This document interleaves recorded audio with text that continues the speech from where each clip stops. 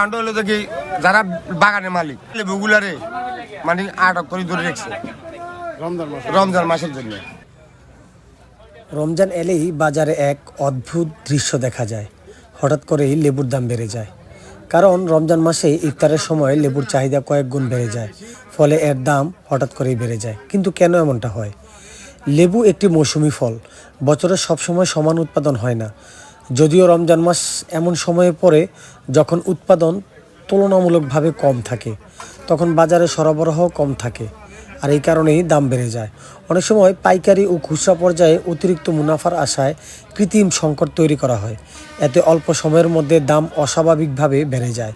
এ বিষয়ে আরও জানতে আমরা বর্তমানে অবস্থান করছি দেশের বৃহত্তম পাইকারি কুমিল্লার নিমসার কাঁচা বাজারে। এখন ঘড়ির সময় রাত 2:40। আমরা পুরো বাজার ঘুরে ব্যবসায়ীদের সাথে কথা বলার চেষ্টা করব এবং জানার চেষ্টা করব যে হঠাৎ করে রমজান মাসে লেবুর দাম বৃদ্ধি পাওয়ার পেছনে আসল কারণ কি।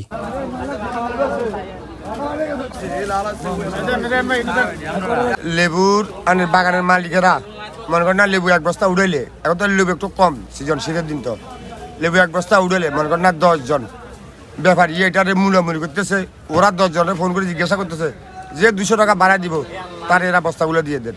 ওরা আমাদের কাছে বেচত ওই এভাবে বেছে, এক বস্তা মনে করেন 9,000 প্লাস্টিক, ছোট্ট গ্রামেরটা হলো 11,000 টাকা, নাটোরের লেবু হলো যে কি আপনার 13,000, 14,000, 13,500 টাকা বস্তা। প্রতি পিস আপনার বড় ছোট আছে, তো এই জন্য লেবুর হিসাবটা মিলন যারা তো মানে 25 টাকা 26 টাকা পিস বেচতেছি এক পিস। যেটা গত 15-20 দিন আগে কত টাকা ছিল? 15 টাকা 16 টাকা বেচছি। তাহলে মাত্র 10 দিনের ব্যবধানে 10 থেকে 12 টাকা বাড়ছে। এটার মূল কারণটা কোথায়? মূল কারণটা হলো যে কি যারা বাগানের মালিক, লেবু বাগানের মালিক, ওরা লেবুগুলারে মানে আটক করে ধরে রেখেছে রমজান মাসের জন্য। তাহলে মূলত রমজান মাসের জন্য ওখানে ওরাই বাগান থেকে লেবু পারেন না। রমজানের উপলক্ষে বাড়ে নাই। কাকা, লেবুর দাম কি বাড়ছে না কমছে? এই হালকা কমছে আগের থেকে, রমজান আগের থেকে একটু কমছে। এটা কোনটা লেবু? এটা মানিকগঞ্জের লেবু, গোল লেবুটা, এটা গোল। আচ্ছা, এলাচি যেটা যেটাও বলে। পার পিস কত করে পাইকারি? 22 টাকা পিস। মাটি বড়রা। গত কয়েকদিন আগে কত ছিল? 25 টাকা। তার মানে এটা কমছে। এটা 3 টাকা কমছে। কোনটা লেবু এটা? এটা লামগড়ের মাল, চিটাগাং মালের। চিটাগাং মাল। মাল নামে নেই ওখানে নাই। না মাল কম, এর লাগে দাম বাড়া। দর্শক, আপনারা এতক্ষণ শুনলেন যে আসলে যারা লেবু ব্যবসা করে লেবুটা আসলে কিভাবে আটকে রাখা হয় এবং দাম বৃদ্ধির জন্য কি উপায় বের করে তারা। আমরা কথা বলেছি যারা এই নিমসার বাজারে প্রতিনিয়ত লেবু ব্যবসা করে থাকেন।